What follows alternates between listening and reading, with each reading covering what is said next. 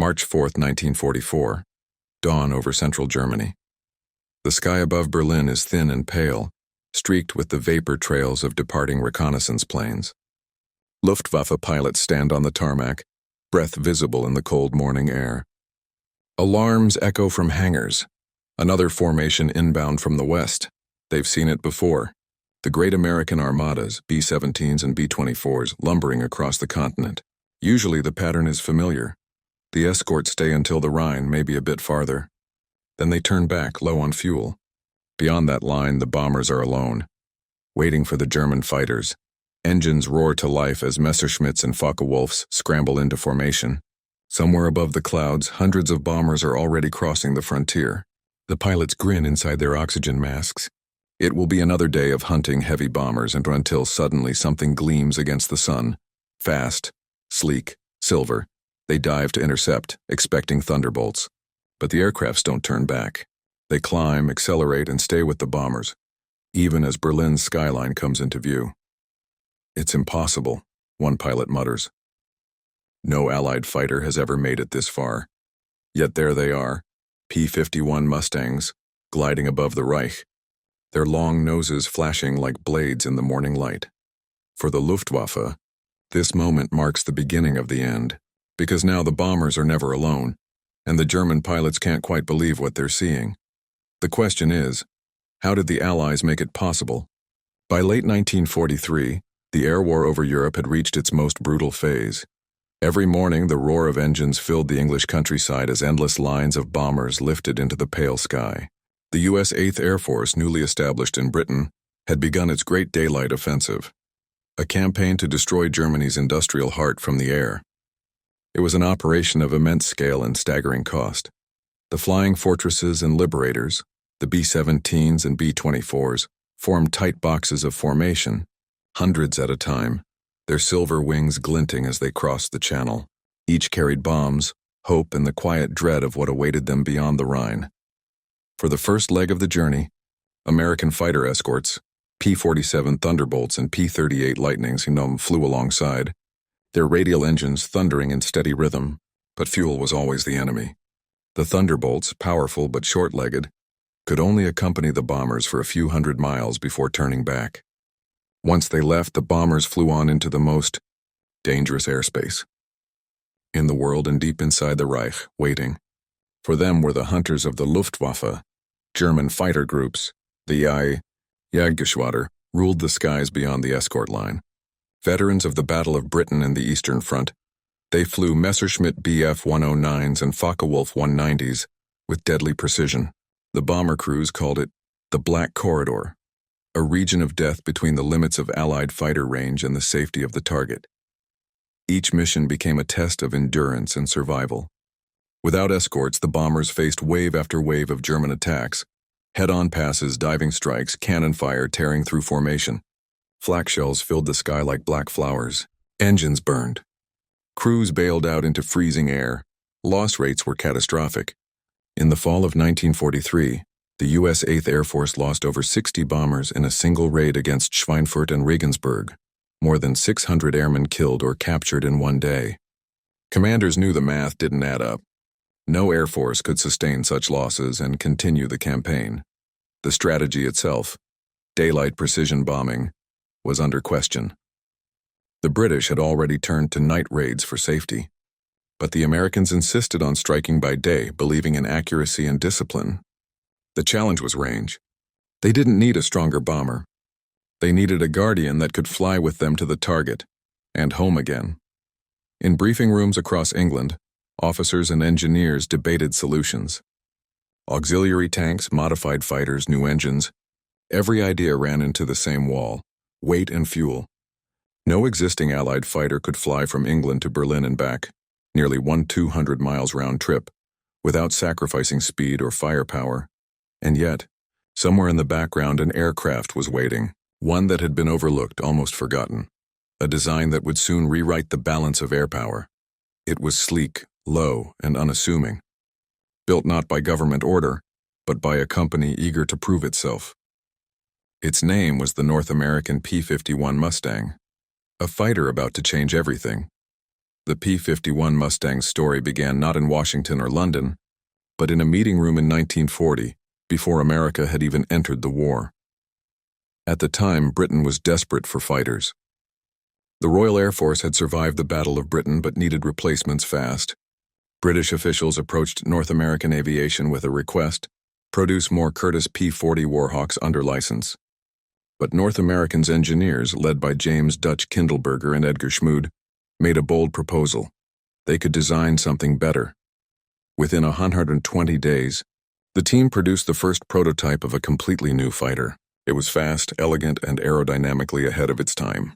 The P-51 had laminar flow wings, a revolutionary design that reduced drag and increased speed. Its structure was efficient, its controls light and responsive. Yet early versions used the Allison V-1710 engine, limiting their performance at high altitude, where the bombers flew.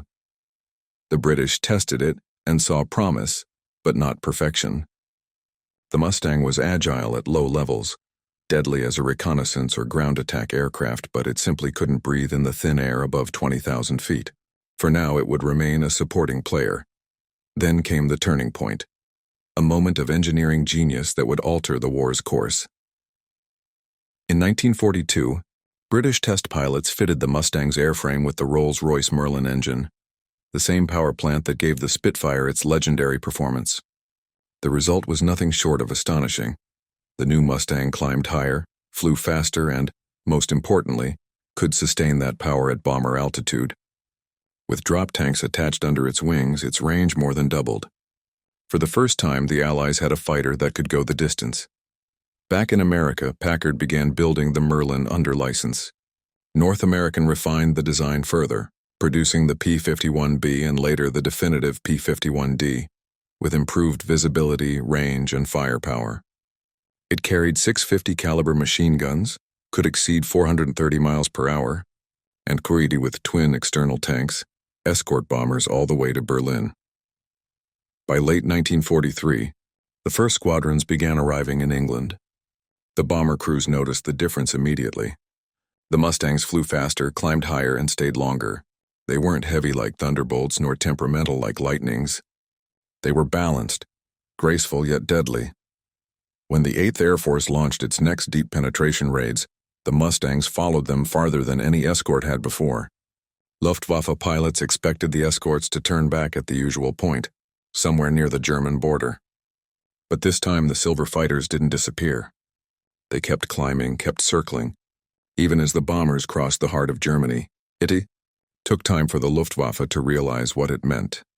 This was no longer the same war. The Mustang erased the one advantage Germany had left, the sanctuary of distance. From now on, nowhere was safe, not even Berlin.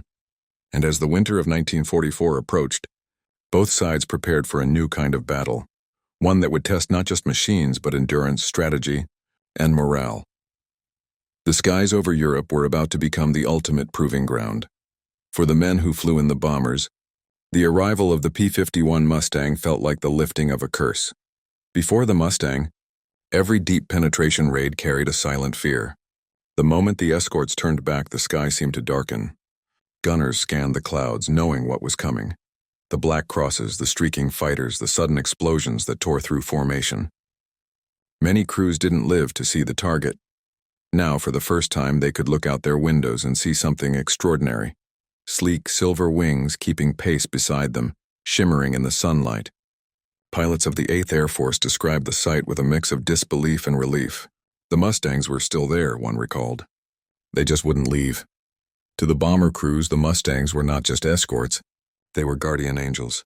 Each mission that once ended in loss now had a chance of survival. Each flight across the German border no longer felt like suicide. The morale of the airmen rose in step with the P-51's growing legend. But for the Luftwaffe, the change came like a storm. For years, German fighter pilots had ruled their own airspace with ruthless confidence. They knew exactly when the Americans would lose protection, and they planned their attacks around it. The air war had been fought on their terms, until suddenly it wasn't. When the first Mustangs appeared deep over Germany, confusion rippled through the German ranks. At first, pilots thought they were Spitfires or Thunderbolts that had strayed too far. But as they tried to engage, they were met with something faster, more agile, and far more determined. The P-51 could dive with the Focke-Wulf 190 and climb with the Messerschmitt 109, and it could stay aloft for hours longer. German pilots were shocked to find themselves being chased even after they disengaged. The old tactic of retreating into cloud cover no longer guaranteed safety. One Luftwaffe veteran later described it bluntly: "They were everywhere. No matter how far we flew, they followed." The psychological effect was devastating. What had once been an offensive advantage turned into survival instinct. The hunters had become the hunted. Meanwhile, Allied commanders recognized the deeper power of the Mustang. Not only could it protect bombers, it could seek out and destroy the Luftwaffe itself. Fighter sweeps known as free hunts began targeting German airfields directly, destroying planes before they could even take off. It was no longer just a battle for the skies, it was a campaign to erase the enemy's ability to fly at all. The air war was shifting from defense to domination, from a technological and strategic standpoint. The P-51 Mustang was a masterpiece of balance, the perfect fusion of power, range, and precision.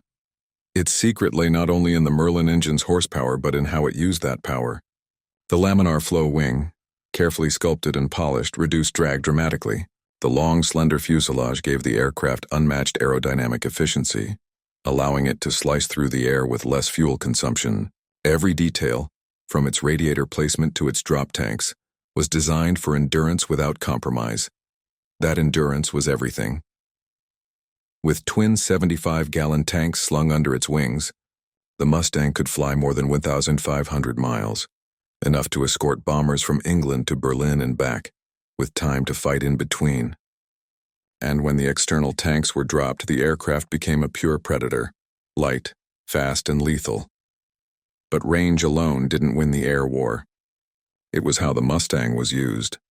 Under the leadership of General James Doolittle, the 8th Air Force changed its tactics in early 1944. Instead of keeping the Mustangs tethered tightly to the bomber formations, Doolittle gave them freedom. He ordered them to sweep ahead of the bombers, to attack the Luftwaffe before it could organize.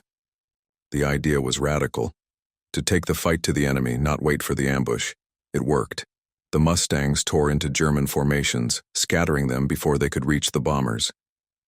They strafed airfields, destroyed aircraft on the ground, and forced the Luftwaffe to fight on its heels.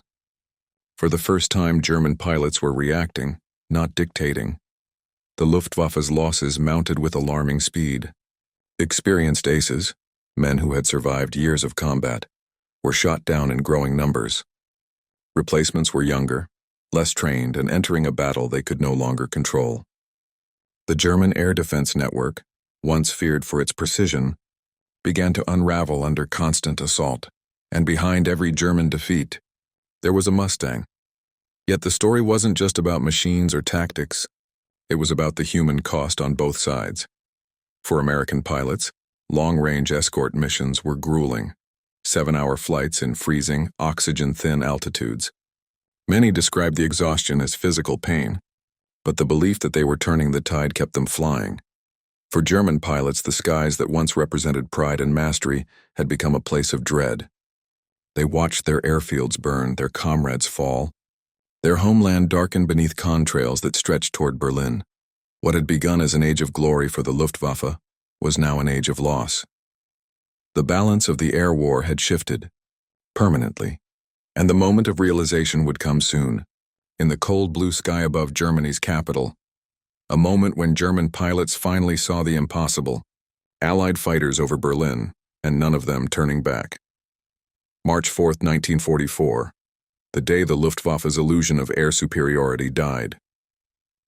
That morning, a formation of B-17 flying fortresses from the U.S. 8th Air Force thundered eastward through the frigid skies over northern Europe.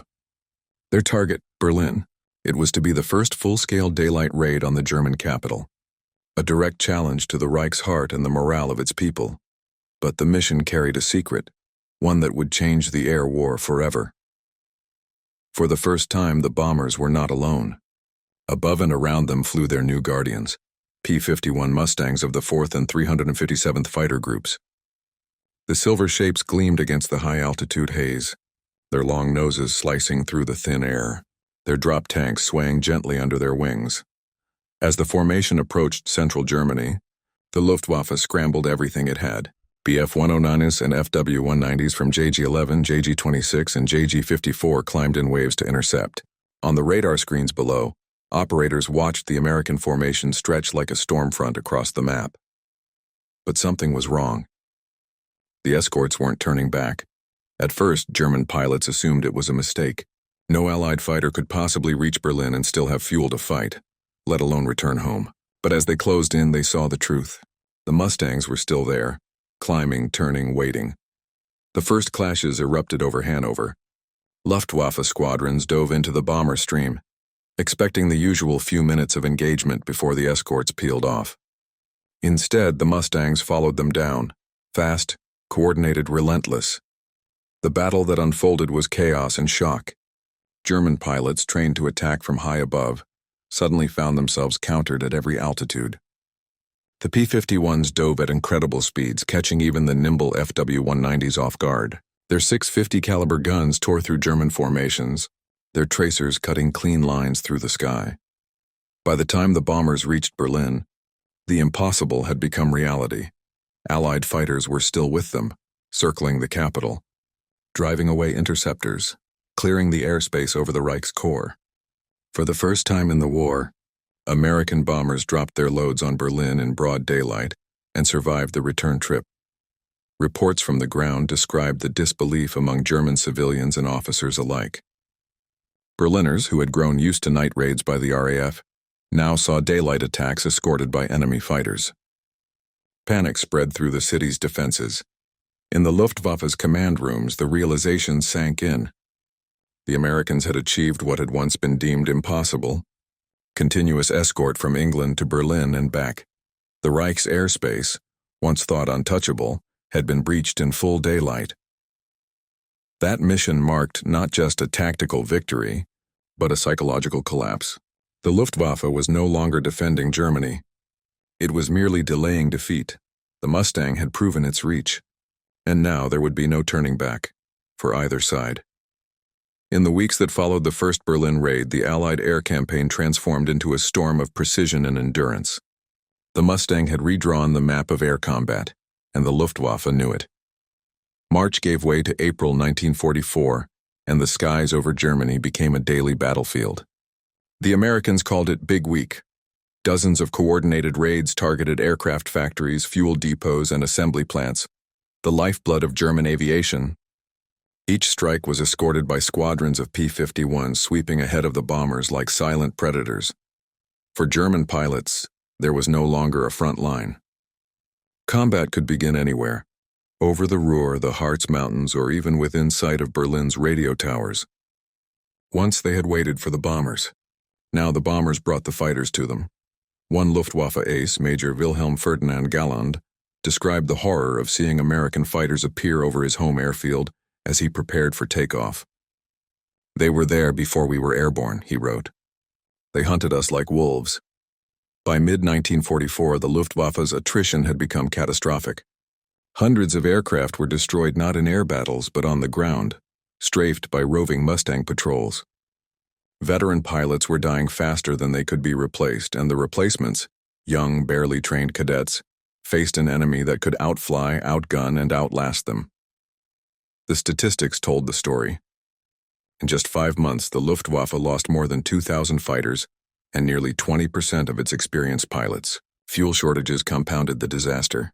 With Allied bombing crippling refineries, flight hours for training fell to minutes per week. By summer, even the most advanced aircraft, the jet-powered Me-262, couldn't stem the tide. The Allies now owned the skies. For the bomber crews who had once flown into hell unguarded, the transformation was almost surreal. Missions that once claimed dozens of aircraft now saw most return safely. The Mustangs had become both sword and shield, intercepting attacks, escorting bombers, and destroying what remained of Germany's air defense. On the ground, civilians looked upward and saw the truth written in contrails. Endless streams of bombers crossed their skies, escorted by fighters that no longer turned back. It was a sight that shattered morale. proof that distance and defense no longer meant safety. Inside the Luftwaffe's headquarters, despair took hold. Reports from the front used a single word again and again: Überlegenheit, superiority. The Americans had achieved it completely. By the time of D-Day in June 1944, the Luftwaffe was a shadow of its former self. Its few surviving squadrons operated in chaos, short on fuel, ammunition, and hope. Allied fighters swept over Normandy almost unchallenged. The P-51 Mustang had not just escorted bombers, it had dismantled an air force. It turned the tide of the air war, cleared the path for invasion, and ensured that when the Allies finally crossed into Germany, the skies would belong entirely to them. From Berlin's smoldering skyline to the beaches of France, one truth echoed across the continent. The war in the air was over long before the war on the ground, and it ended with the sound of a Merlin engine. When the smoke cleared above Europe, the full scale of what had happened became visible, not only in the wreckage scattered across airfields but in the silence that followed. By late 1944, the Luftwaffe, once the most formidable air force on Earth, was broken. Its elite fighter wings, those same squadrons that had once dominated over France and Russia, were reduced to fragments. Of the tens of thousands of aircraft built by Germany, only a fraction remained operational. The P-51 Mustang had done what no aircraft before it could. It gave the Allies total air supremacy. Every raid, every invasion, every push across Europe now unfolded under the protective shadow of Allied aircraft.